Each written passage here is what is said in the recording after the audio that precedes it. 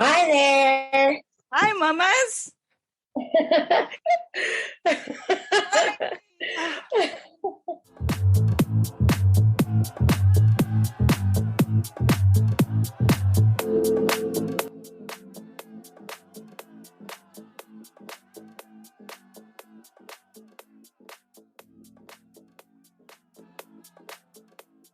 Welcome to the Lift Oneself podcast, Ali. I'm so thankful you're here with me.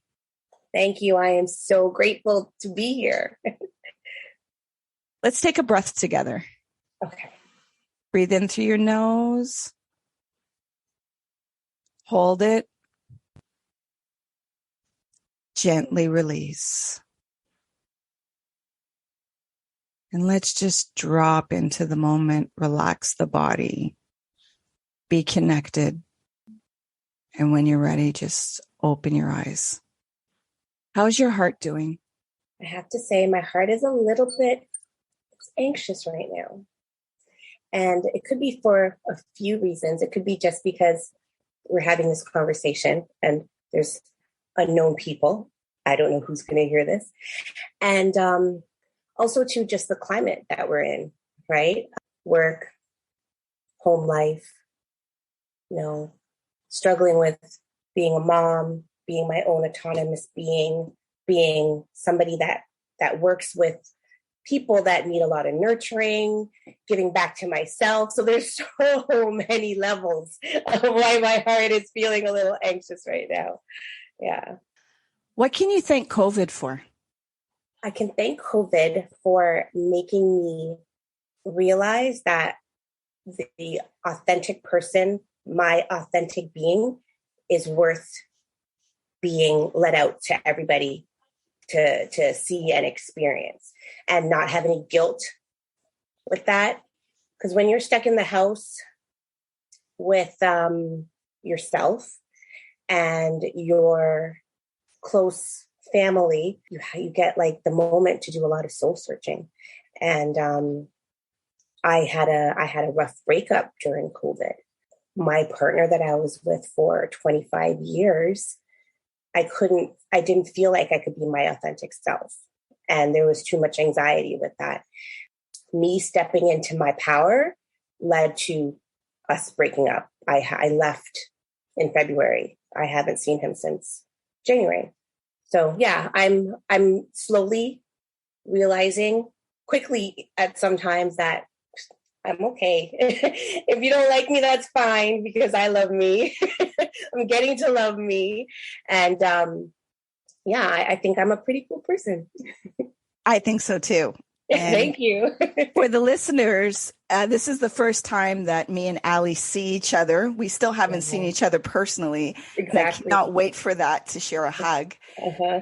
However, when we were both pregnant back in 2009, 2010, Right. We were sharing our pregnancies, and Ali shared how she had to birth and how she had to let go of control, because she had a certain plan of how that birthing plan was going to be. And as life would have it, it's like, we have a different little thing. And yeah, you had to navigate through some stuff, and you birthed before me. And so I was thankful to hear that story also. And the vulnerability that you shared publicly with so many on Facebook about what that experience was. I thank you for that. Oh, you're very welcome. I thank you for experiencing it with me and sharing your pregnancy journey with me at the same time. It was wonderful. Can you let the listeners know what it is that you do for a career? So I work at the Hospital for Sick Children, and I am a patient coordinator. So I deal with a lot of families, and I have to help them get their procedures scheduled. I also work somewhat on a ward where I help with just like the registration and things like that. But mainly I'm in the office, I'm on the phone, and I'm scheduling GI procedures for children. I didn't always do that at Sick Kids, but I've been at Sick Kids for a very long time, over 20 years in various departments. But this job, I think, is the most challenging, but at the same time, most rewarding because of the staff that I work with. The staff is absolutely amazing. But as you would know, Sick Kids has a lot of sad stories at times. I've made a lot of great connections with families. I still have children who are older now and have graduated from Sick Kids and have their own children and still come back and say hello, which is lovely. But yeah, I don't think I will see myself working anywhere else. I love working at Sick Kids. It's an amazing place.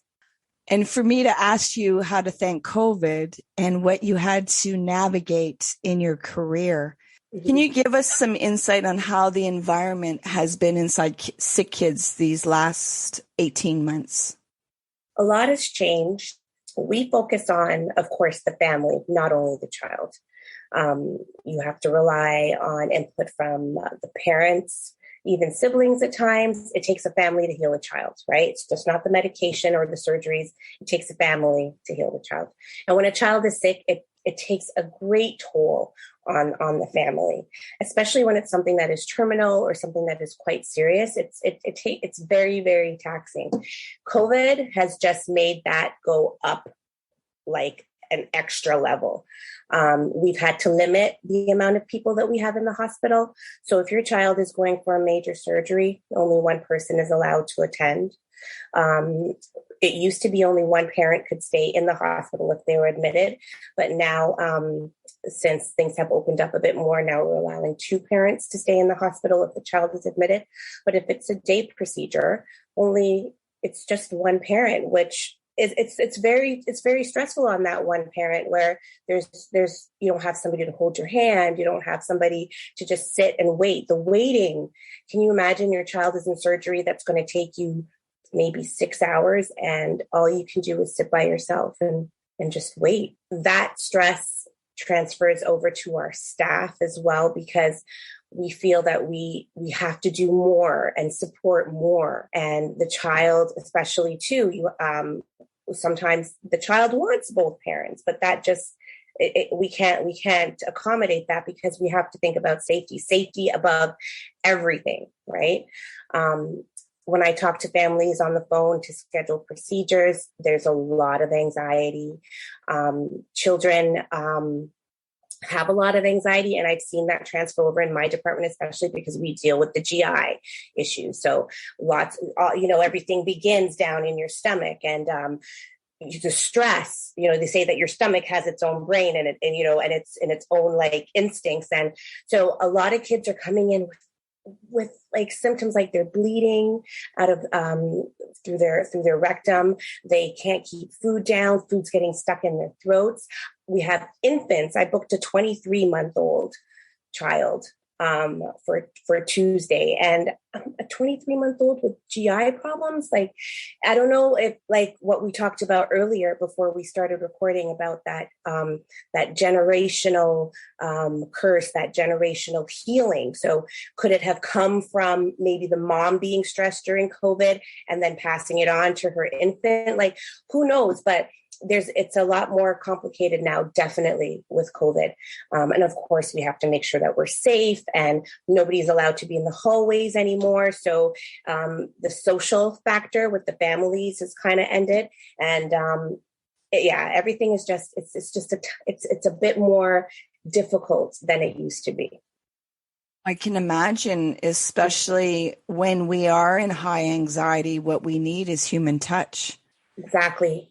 And not being able to, because already a hospital is supposed to be sterile, and then you have COVID, and what is a concern? COVID is contracted by humans, so we're the host, so don't touch anybody. Yeah. And in there, that makes it, we need our chemicals, we need our endorphins, we need our dopamine, we need, like I just posted this morning about hugs and holding a 20-second hug, how it gives us our happy chemicals that help reduce the stress, which improve our immune system.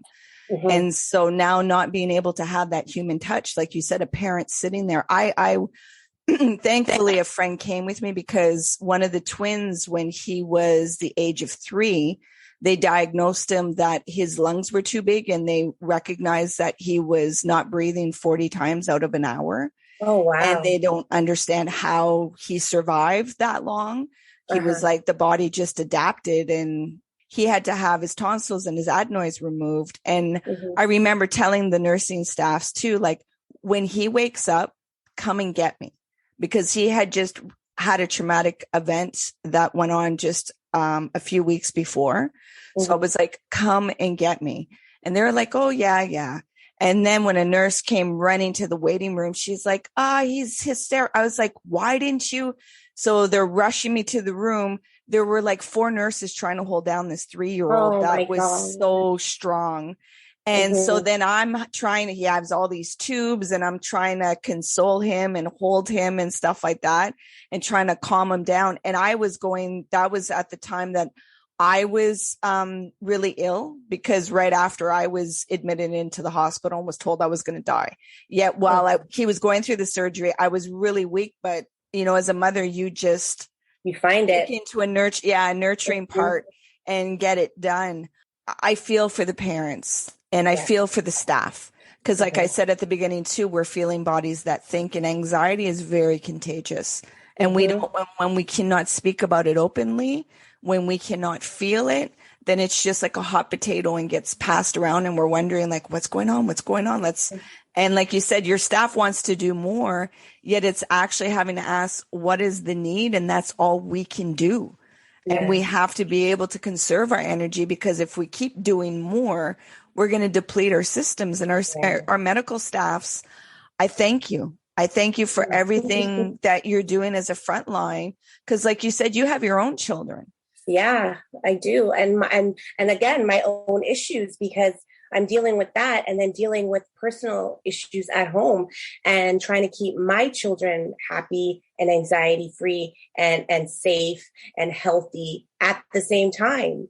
You know, like I'm out there at work. I took a little bit of time off at the beginning of the pandemic, because I had a chest cold. And when they started locking things down last March, I was just in the midst of getting over this chest cold, but they wouldn't let anybody in with any kind of symptoms. Even if you had a COVID test and you were negative, you could not come into the hospital. So I was struggling trying to work from home, do the online school, and again, figure out, who am I? Is this what I want to do with this partner for the rest of my life? I'm miserable.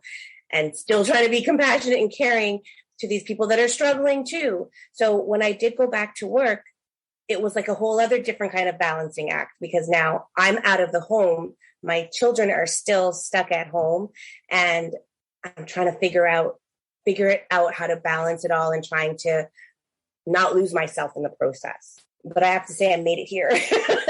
You know, if you told me this last year, Ali, you're going to be out of the house that you thought you'd be in for a while, you'd be on your own in a great apartment with a great view with your children, and you are going to be happy, happy, happy, and cooking chicken in your underwear, I would be like, not you crazy. Yeah.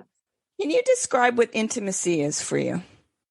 Just closeness, not even to become sexual, just somebody that you can lay next to, sit next to, no restraints, no inhibitions, be yourself, no judgments, the arm around you, the shoulder around you, the leg flopped over you, you know, that kind of thing, that closeness, that tenderness, that sweetness, without any kind of other expectations. Because sometimes you feel if you have to lie close to somebody, you have to have sex. You have to end up having sex, take off your clothes, perform an act that you might not even necessarily want to or be ready to or feel like it.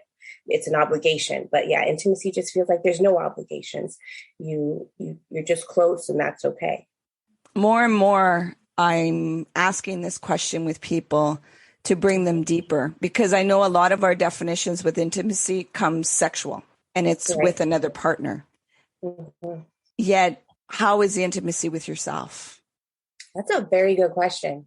I honestly, Nat, I don't even know how I would answer that.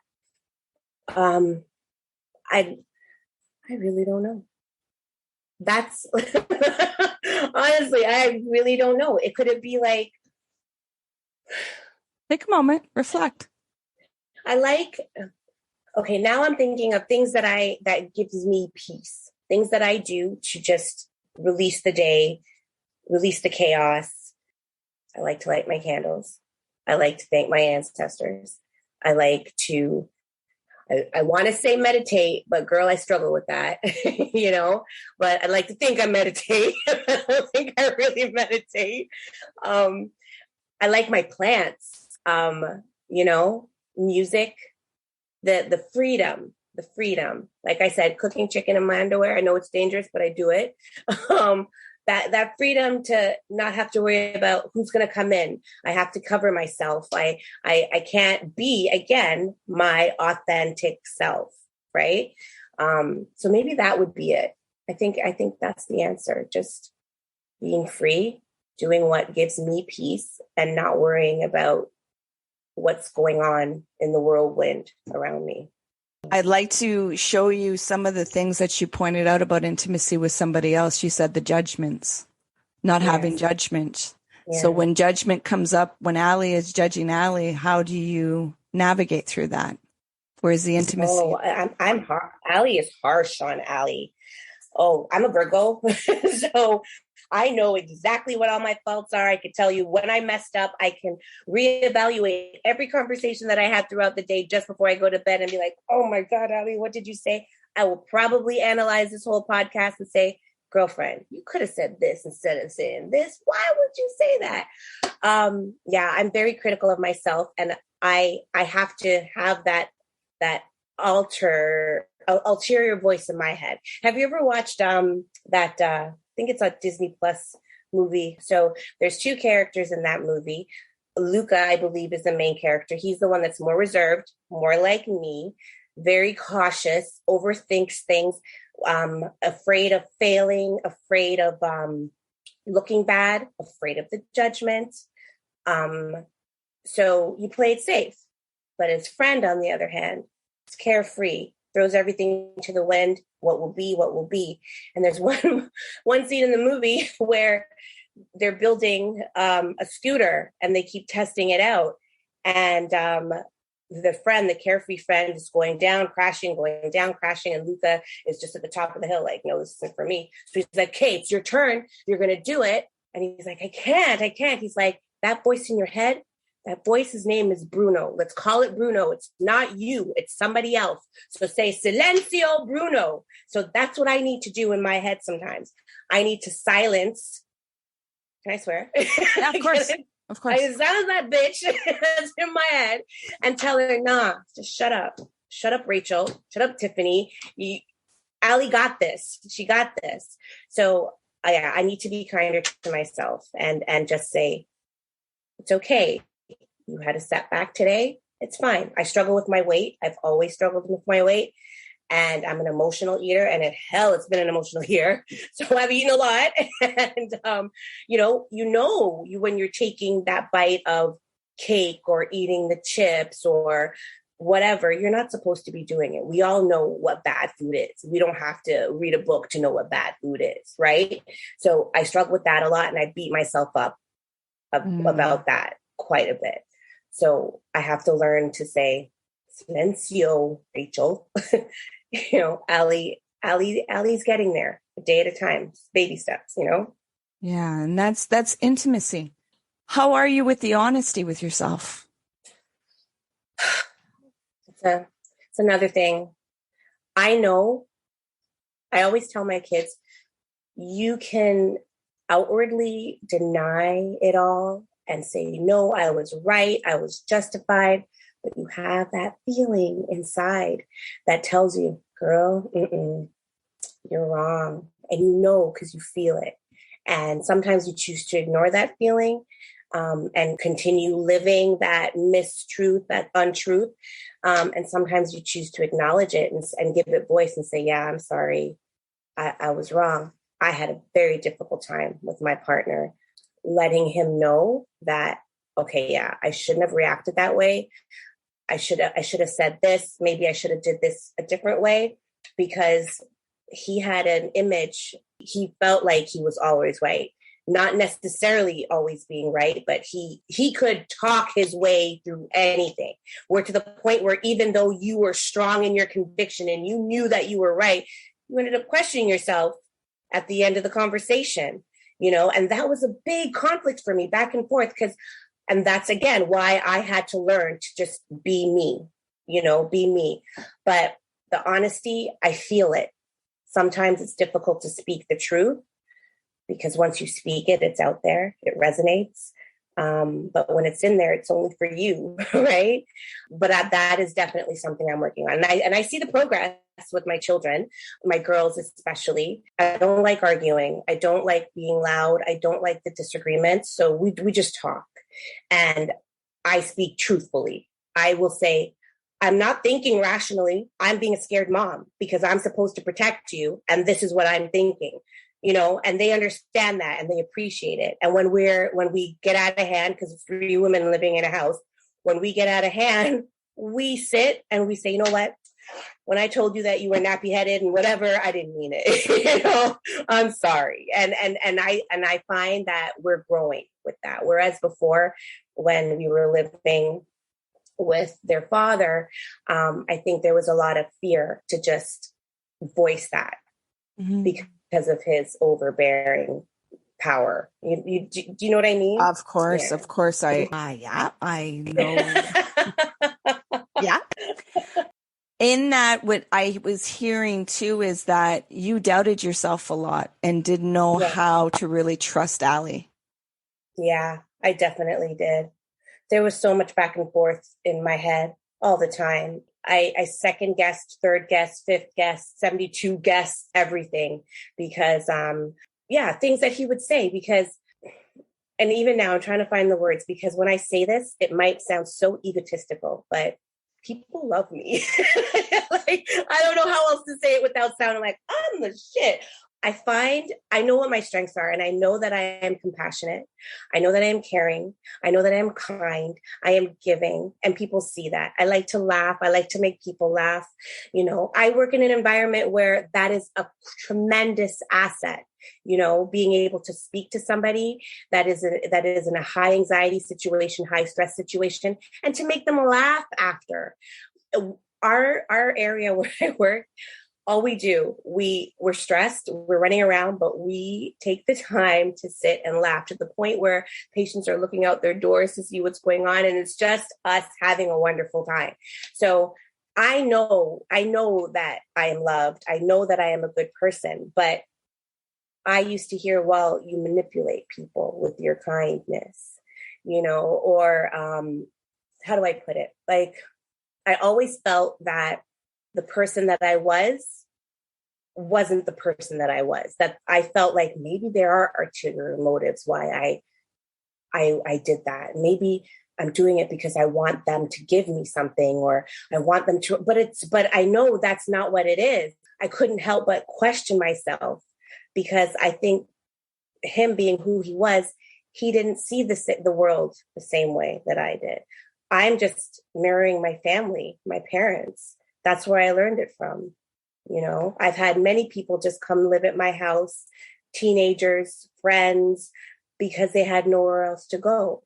And how could I turn somebody away if I have, you're hungry, I have a piece of bread, I'm going to give you half of it. I got a toonie, you got a loony, now we're sharing. But I don't think he thought that it came. Well, I think for some part he did. He knew that I was like that kind of giving person. But I think in some circumstances he thought that it was manipulative, he would say. And honestly, I'm still trying to really figure that out. Like, I still struggle with that. You think sometimes that maybe the way that his language was that he felt that you were being taken advantage of? Yes, I think and he so. was wanting you to stand up for yourself, that other people may have been the ones manipulating the kindness in you. And that sometimes, because, we have to acknowledge that when we are in service to other people, we're getting a feedback loop of feeling good because somebody else lights up. And at times with our kindness, we have to recognize too that we may be seeking a sense of belonging, a sense of feeling validation, a sense of feeling that we are doing good in the world, where they can term it the people pleasing. Oh, I said this to my sister yesterday, that exact phrase. And I said it to my coworker, that exact phrase, the people pleasing. And it all had to do with the new moon. And it all had to do with the 6 planets that were in retrograde and how we need to find that balance, because us, 3 of us struggle with that, the people pleasing. And that's a sense of it being a signal from what I know in my own, because I'm a good junkie of that one. It's the sense of, well, let me ask you this. Do you have trauma in your childhood? Yeah, I do. When there's trauma, we interpret things in a way of having to protect us, yet we don't realize there are defense mechanisms that we no longer have to do. Because when there's trauma, you have to have a sense of feeling safe. And if you were young too, and it was a threatening place, what you learn real quick is make the adults happy so that you feel safe. Because when they're angry or they're disturbed, bad things can happen. And then I feel unsafe. So you learn very quickly that, oh, my kindness lights people up. Yes. And then so we keep doing it and doing it and doing it. At a point, your energy, you have to protect. Yeah. Because the roles, you're a mother, you were in a partnership, you're a sister, you're a daughter. So all these things start to require a lot of energy. And it's like, okay, I got little humans that are tethered to me that I have to be their thinking brain too, and all that. And so then it gets tiring. And then you start questioning yourself.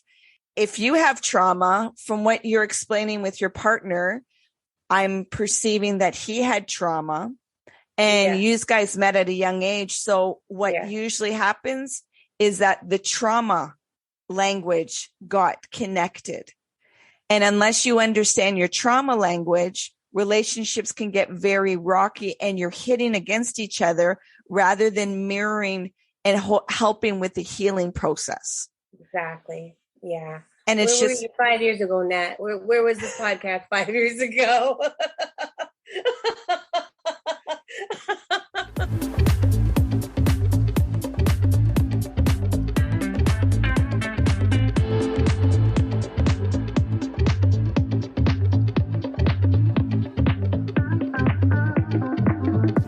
I can be transparent with myself and my inner work. Like even just today, I did my physio and I did dry needling, and I knew I was like, I could feel it's like, when you put that needle in, I'm going to cry. And he's like, okay, we're not going to do it today. Then I was like, no, I need to. I'm processing some stuff. And I can feel, and he's like, are you like, how long are you going to stay in there? I was like, whatever I have to stay in, but I'm well. And this is needed because there's stuff going on in my life that this is going to bring me all the way into my childhood. Yet it's a processing of having to see things at a quick space that you get overwhelmed. Yet you need to have that compassion and that tenderness to no longer suppress and be so scared to feel the immensity of it all. Right. And then once you do integrate it. When you said feel the immensity of it all, yes, it's heavy. It's so heavy. Oh my goodness. There's some people that know me. Like I've asked some people, they're like, yeah, I really appreciate you, but I'm not coming on your podcast. There's people that avoid me. They're like, I'm just going to let you know I avoid you. Because yet when it comes to like, you're there, I know God has a message for me, so I got to face it. Yet, it's not in your head that I avoid you because you touch some stuff that I don't want to see. And for so long, I took that personally, not taking into consideration that it was their stuff. Because that people pleasing of wanting everybody to like me, and I don't want anybody to feel away. And it's like, if you're going to bring truth, you have to understand that that's their stuff. It's not yours. And it can be very difficult, especially when you've connected with people and you just want to love them. And it's like, okay, yet you're marrying some parts that they're not ready to go in there yet. And so you got to give that space. I'm thankful that people have, been honest with me and said, it's not in your head. I do avoid you because I'm just not ready. I almost avoided you. I almost oh, I'm like, oh, Nat, she doesn't really message me lately. What's going on? Does she need some help with something? I'm like, damn, she wants to talk to me in front of people. Oh no, but I was completely honest with you. I said, girl, this gives me lots of anxiety, but I think I need to do it. I need to do it. And then I was typing to you, I'm like, I had a dream about this. I'm having a complete deja vu right now. And then you're like, this means we need to do it, you know? And I was telling my sister that today, and I didn't tell anybody. I told my sister, and I said, and I only told her on my way home because I usually talk to her in traffic. And I'm like, I got to do this podcast at 7:00 and I'm all scared and stuff. And she's like, oh, really? Like, what are you going to talk about? I'm like, I don't know, like wellness and mental health and COVID and all that. She's like, you'll be fine. And I'm like, I know, but why am I so scared? I don't know.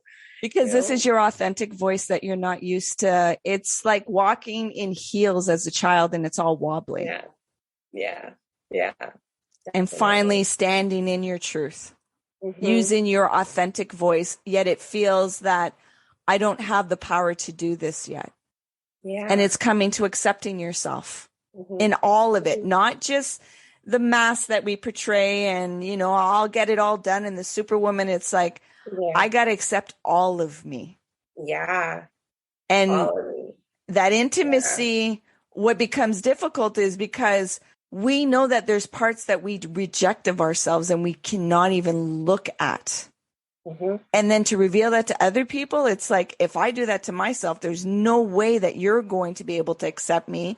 Yet when we reveal it and other people are accepting, it's like, this is what love can feel like. Like, this is how I can love myself.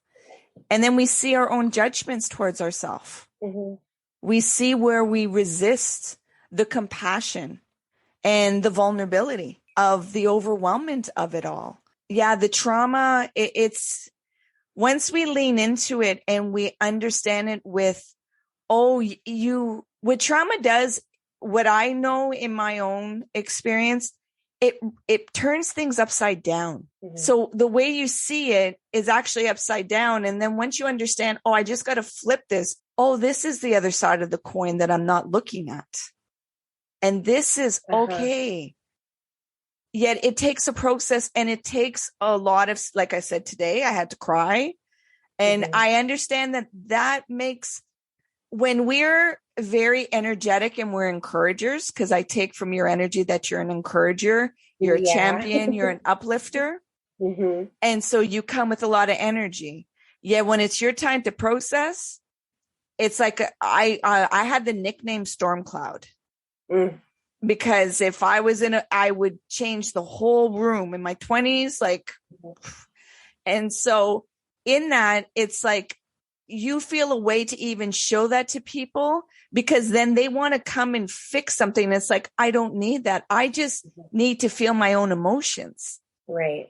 And can you let me feel my own emotions? The same way that I allow you the space to feel your emotions. Yeah.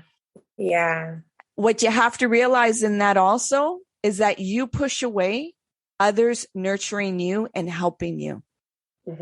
Because it signals that I'm weak. And if I'm weak, then I can get hurt. It's hard to be completely weak and vulnerable in front of somebody. There's been some times when I feel like there's no getting up from this. I am at the lowest of the low. And I know that there's so many people that I can reach out to and I can grab a hand and they'll pull me back up, but I don't want to burden anybody. I don't want them to take on my problems and feel what I'm feeling, because I wouldn't wish that feeling on my worst enemy, never mind somebody that I love, right? There's only really one girlfriend that has seen me do this whole breakup process, lose my shit, and just hold me. And that's what she did. She just held me and she just patted my back. And at one point my head was in her lap, like she was my mom, like, and she just stroked my hair and she's like, you got this, Ali, you got this. You've come this far. You got this. You got this. Even when I had my doubts and I was vocalizing all my doubts, I can't do this. Who thought I could do this by myself? I don't even have the money to do it. I don't have the mental capacity to do it. Why did I do this? Everything's a mess. It's all my fault. It's all my fault. She's like, no, it's not your fault. Just breathe, love. Just breathe. Panic attacks. Just breathe, love. Just breathe. And even when I'm in that not exact position, but when I'm feeling heavy, I still, even though I know she'll accept me, she'll take me, I find it hard to just pick up the phone or show up on her doorstep because she has burdens too, right? Mm-hmm. And I want to be able to help her with her burdens. It's difficult. I struggle with it. I struggle with that, definitely. Mm-hmm. That isolation denies you from your growth. Yes. Yes. Yeah. Because and I'm hard on myself. I'm hard on myself, Nat. There's times, it was this week even, there was times that there's nothing more difficult than it usually is. There's not a bigger obstacle in front of me, but I felt like I couldn't anymore, and then you start listing all the things that, you should have done this, you shouldn't have done this, and la la la, and you become like, oh, you're down, and you're in your hole, and you can't stay down there too deep because it's addictive. You, like you said, you were the storm cloud. You can find the negativity in anything when you're feeling like that, mm-hmm. And then when you have your children there, you can't let them see you like that. Yes, to a certain extent, because life has ups and downs and we all have struggles and we have to get through it. But when you're stuck and you can't get out of your bed, or you feel like you can't even go to work, like that's when it's a problem. You got to reach out to somebody to help you get out of that. Yeah. And then we at times put on a persona for our kids. Yeah. And then they think you're a superhero. Yet what happens is it's a detriment, because then they don't learn that, you're going to have some hardships, mm-hmm. and this is what life is. Yet you saw me here, and then you saw me take some other actions too. Mm-hmm. Yeah. And I think sometimes we hide away too much and show kind of a perfection in things. And then our children don't know how to interact with their own emotions. Right. Then that's why me and my girls have those big open conversations, right? Because I have to let them know that life isn't always roses and butterflies and bunnies, and we're going to have obstacles. But I think if we sit and we're on the same team, we're going to get through it together. We have to talk to each other like we're on the same team. I say that all the time. Mandy, we're on the same team. Ali forgets to look at her life in context. Oh, yeah.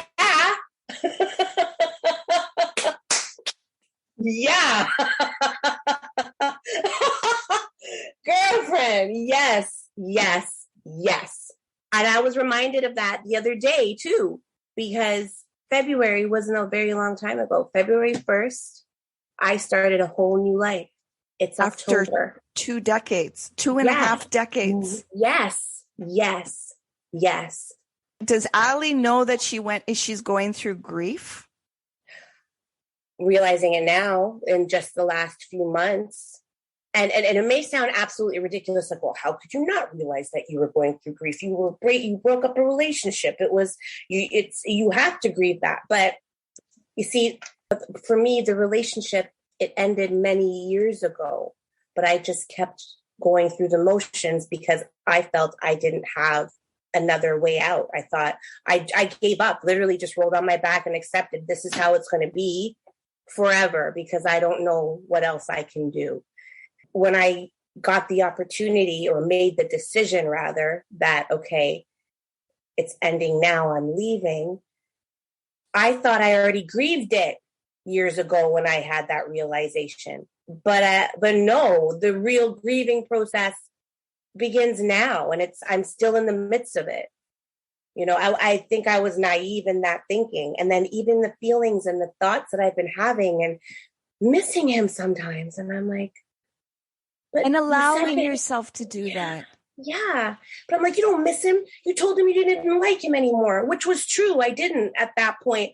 So how can you miss somebody you don't like? But so it was that constant conflict that I was just arguing with myself, but realizing, no, yeah, it's okay to miss him. It's okay to miss the good times when they were good. And this was somebody that was your partner for a very long time, gave you 3 children.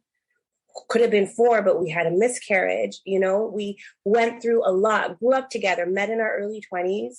Like our adult life was spent together, learning, growing. And I was up until this point, right, this moment right now, this is the longest I've ever been away from him. So yeah, I have to come to terms that I guess I am in the middle of a grieving process, you know? You see, your mind will want to say, get over it, to Yes. avoid feeling. Mm-hmm. You're bypassing. Because I've been feeling. I went through it.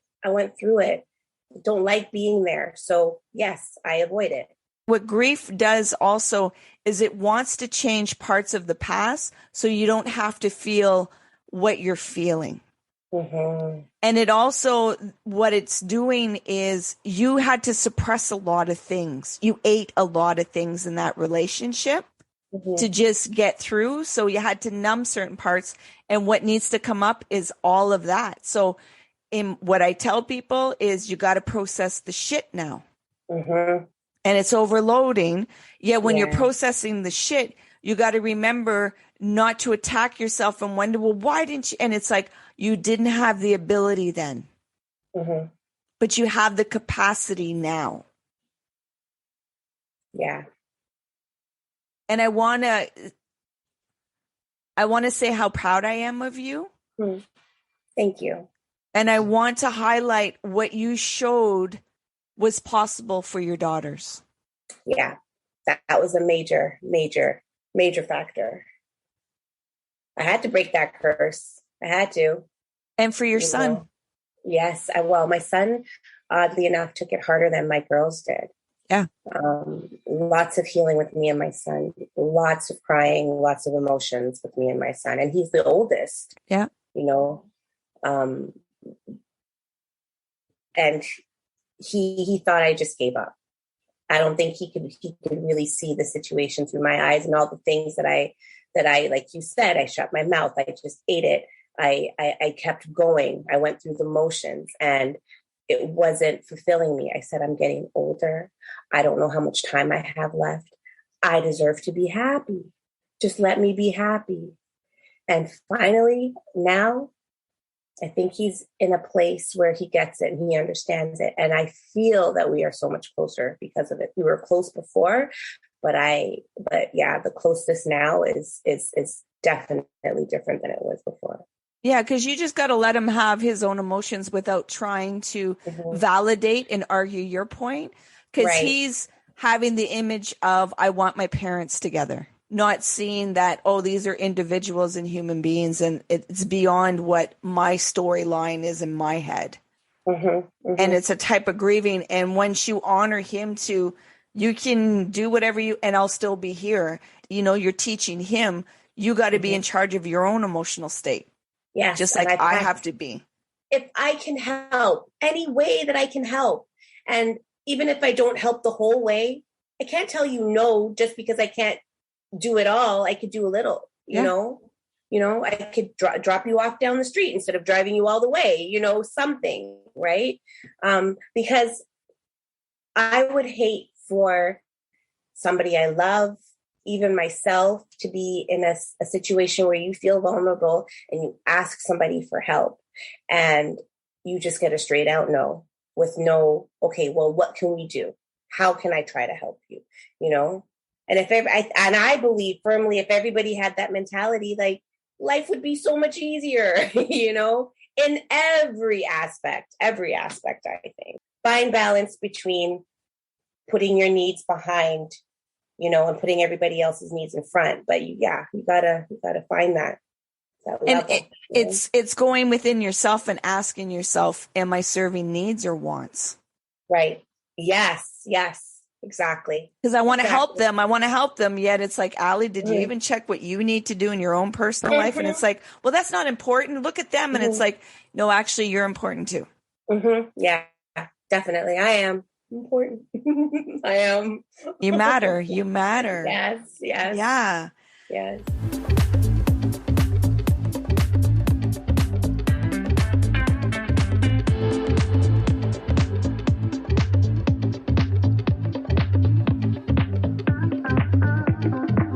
How do you support your mental health?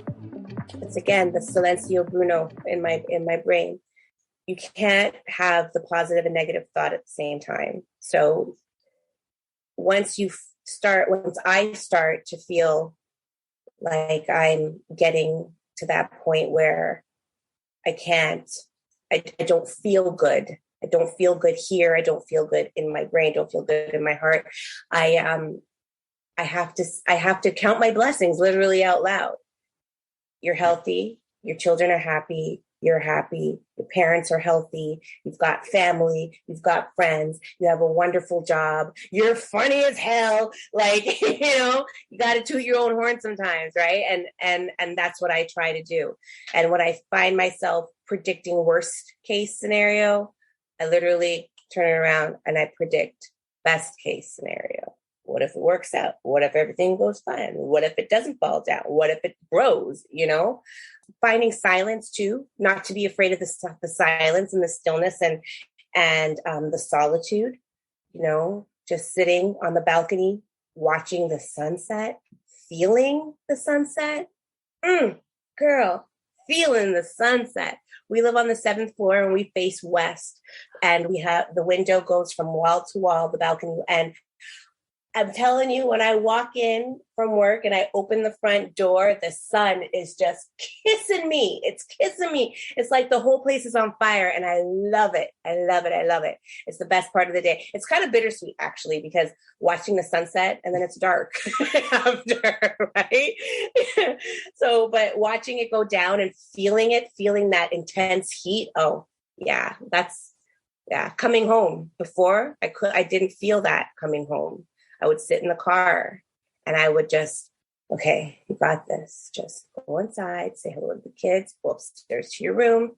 Now I can't wait. I can't wait. I can't get home fast enough, and that is a big support of my mental health. Leaving in a situation where you cannot be your own authentic self, where you have that anxiety, where you're afraid to speak, and coming into this environment where you're in charge, that's good for my mental health. Definitely. Yeah. What had you made the decision to leave? So I had asked him numerous times to leave because it would be very easy. It would be easier if he left and I would stay where we were. He procrastinated. I don't think he wanted to leave. And I think in his way of trying to work it out, it only made it worse because I had already given up. So no matter what he said or did, I didn't hear it the way maybe he intended it. And I'm like, I don't want to hear it. I don't even want to talk to you. I don't want to see you. We lived in separate parts of the house. So I gave up a long time. But there was one argument, and honestly, I can't even remember what the argument was, but we went out for a walk to have this argument. And on our way back to the house, it was getting passive aggressive. And honestly, I can't even remember what was said that caused that feeling. And I just blurted out because at that point I had been thinking about all these different escape routes. What could I do to leave? Could I maybe live with somebody? Could we even go to a shelter? Could I just kick him out, change the locks? Like, I thought of it all. And then one of the solutions just popped out of my mouth without even thinking. And I said, well, you know what? If you're not going to leave, I've been thinking about taking the girls and leaving you and our son in this house. And he looked at me. He's like, yeah, I think that's for the best. So, when I heard that, it was like, I felt it, Nat. All my ancestors like, she's leaving. Come. She's leaving. Get it. Yes, go get the bag. Go get that. We're going. And everything lined up. I'm like, oh, you want to play that game? I got home. I picked up my cell phone. I called on my girlfriend that lives in the building that I'm living in right now. And I said, is there any vacancies in the building? She's like, yeah, there's actually one. It's on the 7th floor. I want to call the manager. And she called the manager. She's like, yeah, she's expecting your call. Give her a call. And I'm like, what? This is like 9:30 at night. I can't call her. She's like, trust me, call her. I call her. She's like, yeah, I'll need this. You get, and then I didn't even have any money. I didn't have first and last month's rent. It was in the middle of December. And I'm like, almost Christmas. I didn't have anything. And she said, oh yeah, there's this promotion coming on right now. You get a $500 Visa gift card when you move in. You get the first month free. You get the 10th month free. So all I really need is the last month, which is 1 month's rent. So I'm like, I could do that. I have people who love me. I have friends. I could do that. The next day was Friday. I went to work and I sat in the nursing station. I'm like, listen, I'm not doing any real work today. I need to go to the bank and get my statements. I need to get my credit report. I need to get an employment letter. They're like, go ahead, girl. You got it. People were offering me, I have a couch. I have a desk. I have this. Like, they had my place furnished even before I had the place. Had all the stuff. By 2 p.m. that afternoon, I was approved for the apartment. So now, only thing was left was to tell my son, which again, he took hard, and pack. And I did. And by February, we were in this place. So a lot of things that happened between December and January that changed me forever. It was as soon as I made that decision and I said it out loud, it just became. My house is furnished. I didn't even take some of the things that were in the other house. I have people giving us things all the time. Every time I think, oh my gosh, I can't afford this, I'm blessed with something. Somebody out of the blue sends me a gift card. Somebody takes my hand and says, I was thinking about you, and puts $300 in my hand. I have a girlfriend that says, I was thinking about you, sends me $500. I had my cousin who, we weren't close, but family's family. So when you're in crisis, and I told her what happened, she's like, tell your daughter to meet me here. And gave her an envelope with money in it and like a little journal and, things to say, you got this. And it's like, as soon as I made that decision, everything rallied around. Everything came into place. All those years of lighting candles, all those years of praying, all those years of asking for strength was like, bam, you got it right now. Easiest thing, the hardest, easiest thing that I've ever done. You know what I mean? Yeah, it was amazing. And it still is amazing. I'm amazed every day.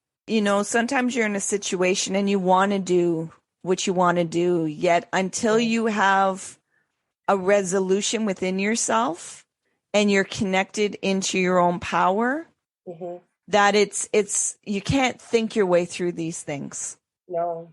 It's an internal decision that all of a sudden when you're ready, you're ready. Like you said, all the circumstances were like, what are you doing, Ali? Like, if you would have had to think this through, it would have stopped certain things. Yeah, when you made your decision, and you see, when people are like, oh, well, have faith in God. Well, that means you have to trust in yourself. Mm-hmm.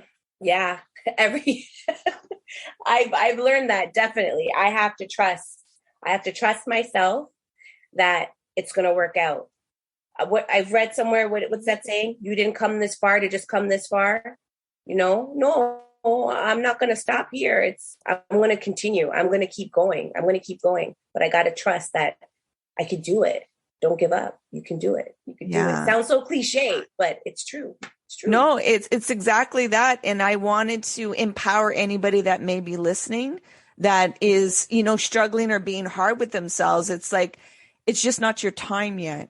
Yeah. Yet when that moment comes, and when it's there, everything, like you said, everything opened up for you to support. And I want to say yes to those people that were in a similar situation, or are in a similar situation that I was in. Yes, the decision comes from you. Don't take pressure from anybody else. If your mama thinks the relationship's bad, your best friend thinks it's bad, nobody wants to hear about it anymore, about how we did you wrong and how you're miserable. They can tell you to leave, but until you are ready to leave, you're not going to leave. Until you make that decision and feel good about your decision, you're not going to leave. Everybody told me to leave. Ali, this is not working for you. Ali, you'd be so much better on your own. You're doing it on your own anyway. Just do it. What's keeping you there? And I would find 10,000 reasons why I should stay. You know, love yourself enough to get out of it. Love your children enough to get out of it. You just because you're with somebody and you said, I'm going to love you forever. You can love them forever from your 7th floor Sunset apartment. You could do it. You know, you don't have to be in the same room with them. Definitely. Yeah. Thank you. Thank you for the intimate vulnerability and sharing that. I'm going to bring you into a reflective question. Okay. I'm going to ask Ali to go back when she was 18 years old. Okay. Okay. I'm going to have you take this awareness and you can say 3 words, yet only 3 words to that 18-year-old self with this awareness. What would those 3 words be? You are powerful. Mm-hmm. Yeah. Or you are a goddess. Yeah. Yeah. You are magic. Mm-hmm. Yeah, definitely. Yeah. Definitely. I always say, sometimes I forget I'm a goddess. Oh my God. You know, sometimes I'll forget. And we do, because again, we get caught up in the, oh my God, this sucks. My thighs are too big. Oh my God. My booty jiggles. I got stretch marks, you know, and you forget, damn it. I'm a goddess. I'm magic. I'm powerful, you know? Yeah. Yeah. The illusions of the beauty of this world. And it's like, oh my gosh, we got it all backwards. Definitely. Is there anything that you would like to bring forth to the listeners? The thing that comes to mind right now, the first thing that pops into my head, and maybe it's my ancestors telling me, okay, speak on this. My father and my mom moved to Jamaica maybe 3 years ago, and they're building their home in Jamaica. They retired here. They've been working in Canada for the last 40 years, raised all their children, and they decided that they're going to go back to their happy place in Jamaica and build their house. So they're almost done, and they came back. My dad came back for the first visit since the pandemic. I haven't seen my dad in like 19 months. And they would never come to my home before because of just the situation I was in. So he's leaving on Saturday. So he's like, I got to come see where you live. And when my dad walked in our apartment last night and he looked around and he was like, oh, I'm proud of you, Al. You did it. You girls are doing it, you know? And I have shelves on the wall that have pictures of all those near and dear to me that have passed. I have my grandmother, my great-grandmother, my great-great-grandmother, aunts and uncles and stuff. And he started going through the different, like the little funeral leaflets that you get. And he's like, oh my gosh, you have this. Oh my gosh, you have this. So all that being said, say the names of those people that passed before you. Your great grandmothers, your granddads, your uncles, your cousins, your whoever's that belong to your lineage that are standing behind you right now to bring you to this moment. Just say their names because they're there supporting you and helping you and guiding you and putting little gifts in your pocket, even when you think that they're not. And I definitely would not be where I am right now without those little gifts in the pockets that they've been doing for me. And all I do is say their names, light their candles, give them water, give them incense, and thank them. Gratitude. So say their names. Thank you for coming on the podcast. Thank you for being so open. It has been an enriching conversation, an intimate conversation, and I hope you'll come back another time. I'd love to. I'm not scared anymore. I definitely love to. You probably can't get me off the show now. You have to rename it the Ali Show or something. I don't know. Remember to be kind and soft with yourself. Thank you. Yes, I need to hear that. And I will. Thank you for making it all the way to the end. I appreciate you and your time. If you found anything that was relevant, or perhaps there's somebody that you think can benefit from this podcast, please share it out. Help grow the community. Help grow Lift Oneself. You can find more information on our website at www.liftoneself.com. Until next time, be sure to be kind and soft with yourself. You matter.